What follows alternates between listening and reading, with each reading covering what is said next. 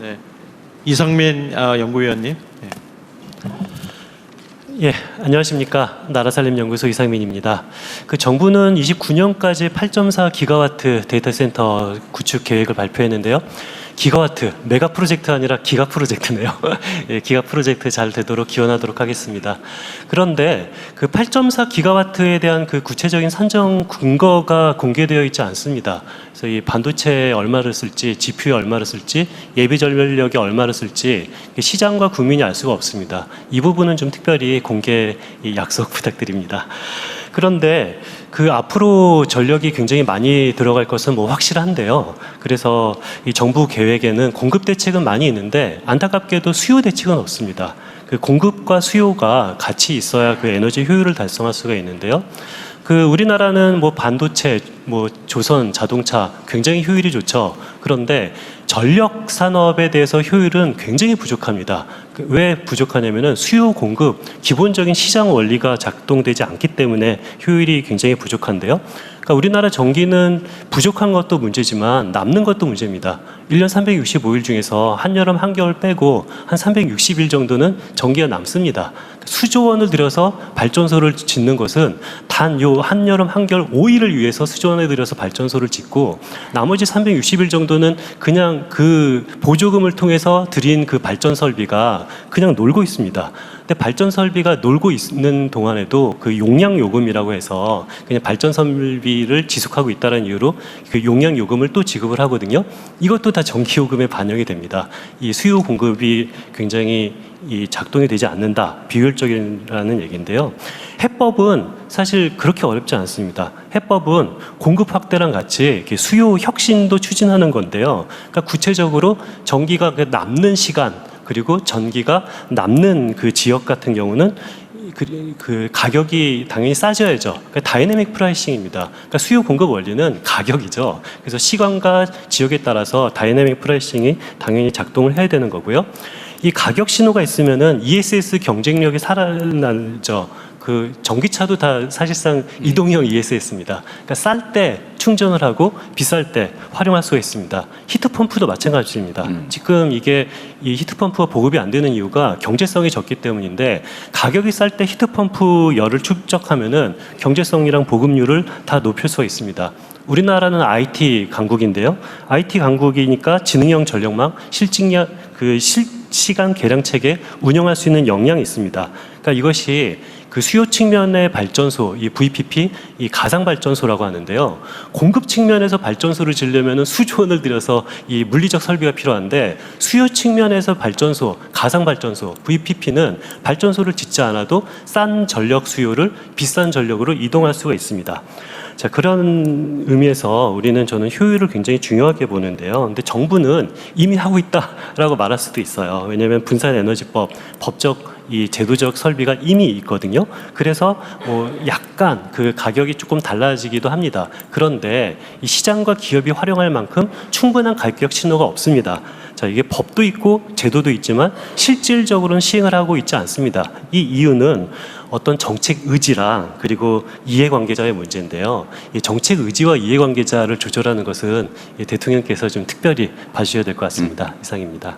네, 고맙습니다. 네, 다른 발표하기 전에 매우 중요한 지적을 해주신 것 같은데 실제로 피크 타임 외에 나머지 시간들은 엄청나게 전력이 남아 도는 상황이고 발전 통제하느라고 재생에너지 공급도 안 받고 소위 풍력 발전기를 세워놓거나 이런 경우가 많다는 거 아닙니까 이미? 이 부분에 대해서 이따가 산업부에서 하든지 기후부가 하든지 좀 세부 설명이 필요할 것 같아요.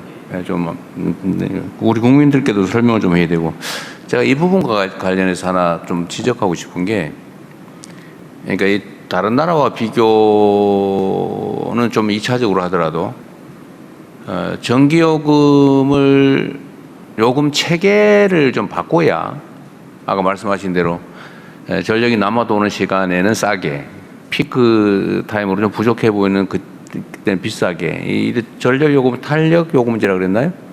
이거는 기후부가 준비하고 있는 거죠 지금. 시간대별 요금제를 올 초에 바꿨습니다. 그래서 낮 시간에 태양광이 많을 때 값을 낮추고요. 피크 시간대 값을 높이는 걸로 현재 그럼 전력 요금 체계가 이미 그렇게 바뀌었어요? 일부 바뀌었습니다. 가정용은 아니죠. 네, 산업용 바꿨습니다. 산업용만. 네. 근데 사실 가정용도 결국은 나중에 확대해야 되는 거겠죠. 그렇습니다. 제주도부터 시작해서 전국으로 확대해 나가야 되는 계획입니다. 그리고 평균적인 전력 전기 요금 수준은 좀 어떻습니까? 그러니까 냉정하게 지금 물가 관리 때문에 좀 얘기하기 어렵긴 한데 보통은 산업용 전기요금이 더 싸고 가정용 전기요금이 비싼 게 세계적인 추세입니다. 왜냐하면 기업들은 국제 경쟁을 해야 되니까요. 근데 참고로 말씀드리면 우리가 산업용 전기요금이 180원이고요. 중국이 120원대입니다. 그러니까 중국하고 경쟁을 하는 우리 기업 입장에서는 지금 산업용 전기요금이 굉장히 올라가 있고요. 산업용 전기요금보다 지금 가정용 전기요금이 더 싼 상황입니다. 얼마 정도예요? 킬로와트당?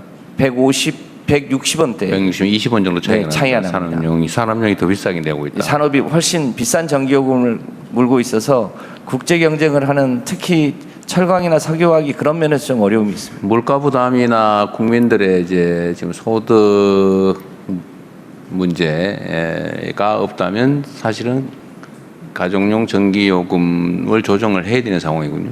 그렇습니다. 보통은 국제 경쟁을 하지 않는 영역이 조금 더 부담을 하고요. 그런 편인데 우리나라는 그러면 이제 서민들의 전기요금 부담이 이제 문제될 텐데 저소득층 또는 고소득층의 전기요금 차이는 지금은 누진제 형태로 그렇습니다. 반영되는 외에는 없는 거죠. 네, 가정용은 누진제로 지금 억제시키고. 그래서 저소득층에 대한 예를 들면 전기요금을 전면적으로 가정용을 좀 올린다고 하면 저소득층에 대해서는 일종의 바우처 형태로 지원하는 또 요금 체계상 지원하는 방법이 있을 텐데 그때 전기요금 체계 자체에서는 누가 고소득자인지 저소득자인지 알 수 없으니까 결국 바우처 제도를 도입하는 그렇습니다. 수밖에 없겠네요. 네.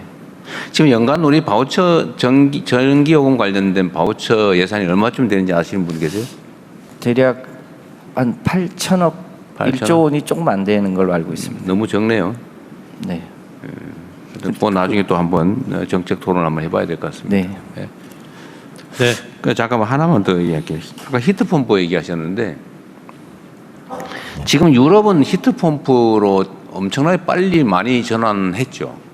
예, 근데 굉장히 많이 우리나라는 지금 러시아 전쟁 때문에 빨리 전환했다고 하는 것 같은데 우리나라는 히트펌프를 현실적으로 별로 많이 쓰지는 않는 것 같아요. 예, 맞습니다. 그 아까 저기 그 뭐라 그랬더라 이게 좀 아직은 비용이 더 비싸서 비쌉니다. 그렇다 하는 얘기인데 그럼 예. 유럽은 비싼데도 전환을 한 거 아닙니까?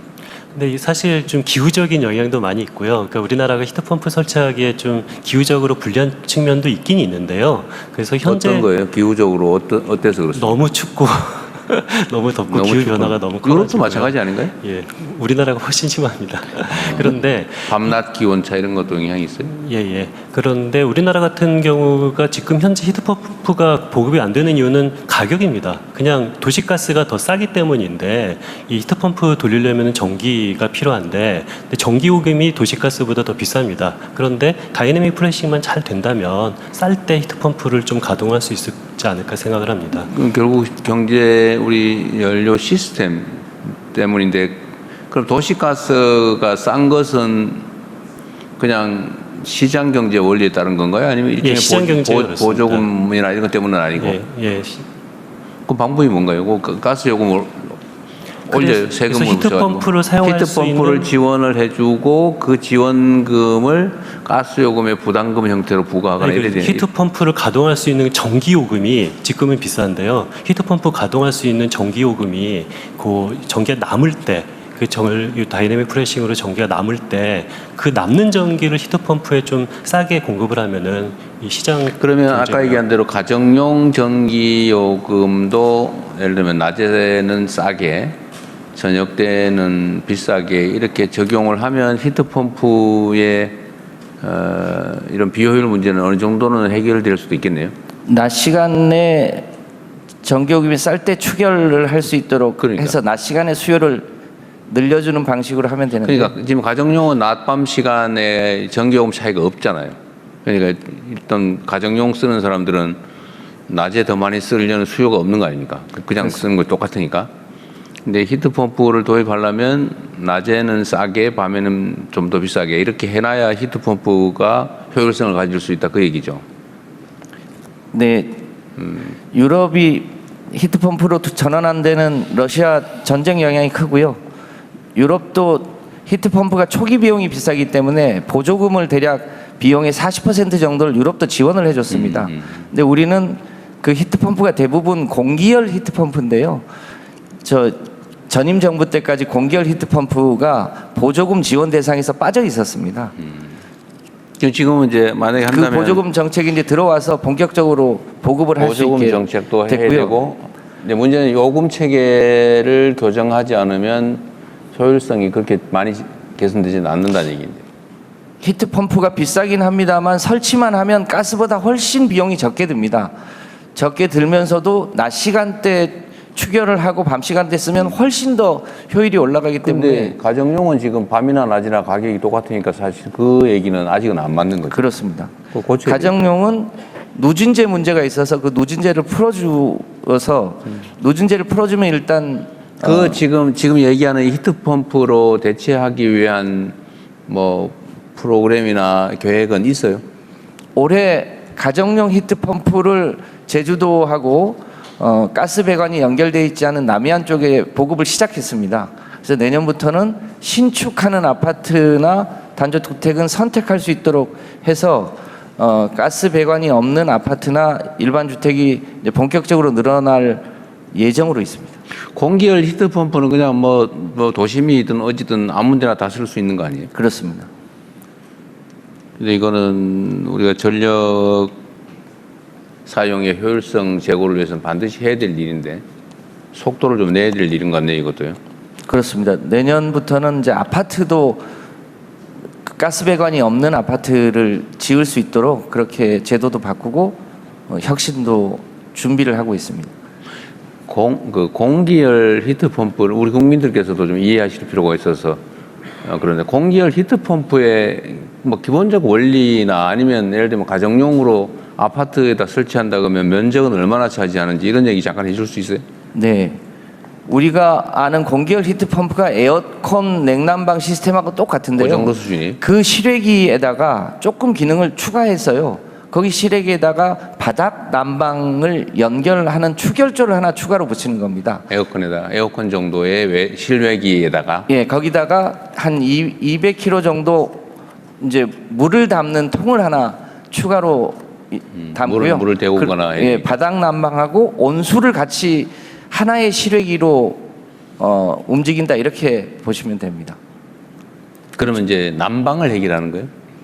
냉난방, 그러니까 냉방보다. 냉방은 에어컨으로 해결하고요. 바닥 난방과 온수는 그걸로 같은 시스템으로 추결조로 활용합니다. 금액은 얼마 정도예요? 현재는 대략 한 가구당으로 한다면? 현재는 별도로 설치하면 1,400만 원 정도 드는데요. 그거를 이제 시스템 에어컨하고 통합해서 하면 훨씬 비용을 절약할 수 있게 됩니다. 그래서 신규 에어컨 설치는 아예 히트펌프 겸용으로 통합형으로 하면 된다는 거고 한 1,000몇백만 원 드는데 대개 한 40% 정도를 유럽은 지원했다. 우리는 그렇습니다. 얼마 지원하는 거예요? 지금 저희는 초기에 현재는 지방정부 포함해서 70% 지원하는데요. 이제 그건 아주 초기여서 그렇고요. 좀 지나면 50% 이하로 줄여나갈 수 있을 거라고 보고 있습니다. 지금은 이제 에너지 문제 해결을 위해서 에너지 사용을 합리화하는 거는 국가적 과제라 네. 최대한 많이 신속하게 좀 전환해 나가야 되기 때문에 예산 부담은 좀 더 늘리는 것도 검토해야 될 것 같습니다. 지금 70% 정도면 그러니까 지금 아까 충분히- 50% 이하로 내릴 네. 생각부터 하고 있는 것 같아서 일단 충분히 확보된 다음에 서서히 내리는 걸로. 네, 지금 이제 수요가 생겨서 대한민국의 그 유명 대기업 두 군데에서 이제 본격적으로 국내 보급을 시작했고 네, 공장도 알겠습니다. 옮겨오고 있습니다. 어쨌든 이거는 개인들에게도 경제적 이익도 있어야 되겠고 그렇습니다. 국가적으로는 전력 사용을 합리화하는 측면도 있고 또 수입 원료 대체하는 측면도 있고 대단히 중요한 과제인 것 같습니다. 네. 예. 다음